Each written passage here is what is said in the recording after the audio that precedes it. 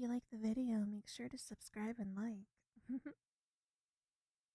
Okay, so you are the recruit number 34 of the second group that got drafted this week. Is this your name?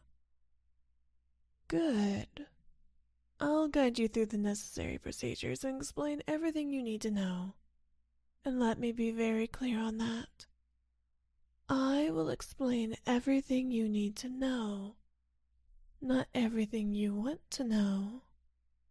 A lot of this is classified and for good reason. Do you understand this, recruit? Good. Let's start with your physical details. First, how much do you weigh? Okay, not the worst we've had here. Second, your height. Any allergies or chronic disease?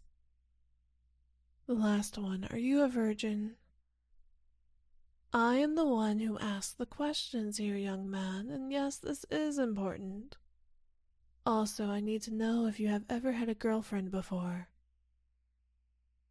Okay, that's expected, so don't worry. Good. Everything seems to agree with our data. Yes, you are qualified to participate in the program. You see, this file is a very secret governmental initiative called the YNDR program. What you are about to hear is obviously classified, and you cannot say anything about this to anyone. Not that you talk to that many people anyways. First of all, are you familiarized with the term Yandere? Well, just in case you are not, it is a Japanese word composed for the combination of crazy and lovey-dovey. And not so long ago it used to be a common trope in Japanese comics and such, but in recent years this has gotten out of hand and it's becoming a problem. Well, first was those comics. I think they are called manga, then the animated TV shows, then video games, then ASMR. And a few years ago, some online communities started helping the people who enjoyed that concept gather. And once they gathered, some people start recognizing themselves as a yandere. When it got to that point, we realized we had a problem on our hands, and we tried to form a group of specialists to study this phenomenon. But the government didn't take us seriously. The last few months, the yandere cases have been rising at an incredible speed. The cases include kidnapping, aggression, murder, and in some cases, even acts of terrorism and human experimentation. So, they finally take it as the serious treat this is and allow us to elaborate the YNDR program.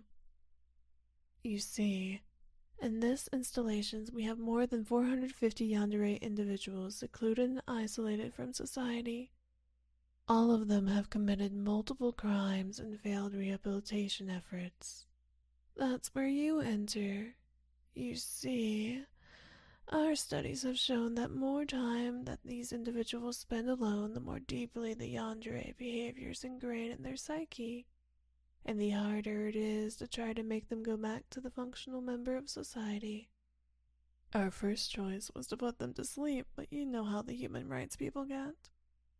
So, we have concluded that our best option was to supply them romantic interaction. Yes, I know how crazy it sounds, but apparently the only cases of yandere individuals successfully correcting this behavior are those where the yandere experienced a healthy and loving relationship. Around 97% of cases where the love interest of the yandere gives them even just a little affection and remains faithful to them shows no murder. And 67% not even minor offenses against the law. Yes, as you probably have already realized, you have been selected to be a part of the program as a yandere caretaker for the next few months.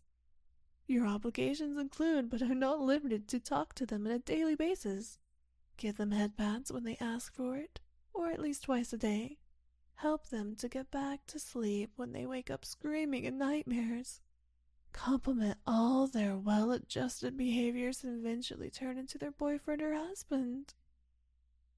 I know it would be against freedom to just take a random person to do this kind of job. No more like a lifestyle. But we have carefully selected people with a very specific set of circumstances around them to begin with.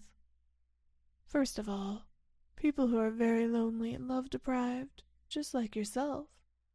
On second place, people who haven't been in a romantic relationship for at least a 5-year period. Third, people who show a preference towards clingy or needy girls. And fourth, well, people who have little to none human interactions in their daily lives. And you are a very, very lonely person. Of course we know all that. Everything you say, read, like, share, post, or click on the internet is known by us. Well, so now that you know about this, you have 2 options. Option 1, you get to give a Yandere lots of love for the rest of your life. Or option 2, we will send you home, and most probably, you will die in a domestic accident next week. Ah, such a great choice. Now I need you to answer some questions of Yandere safety before introducing you to your new owner. No, that doesn't sound right. New roommate? Anyways, the first question. What is something that you never should do while dating a Yandere? The options are... Oh, okay, you answered right away, huh? Yes, you are right. You should not cheat on them. Next question. Why should you never cheat on a Yandere? Option number 1, because she would kill the other person. Option number 2, because she would kill you. Option number 3, because she would torture you. Or option number 4, all of the above.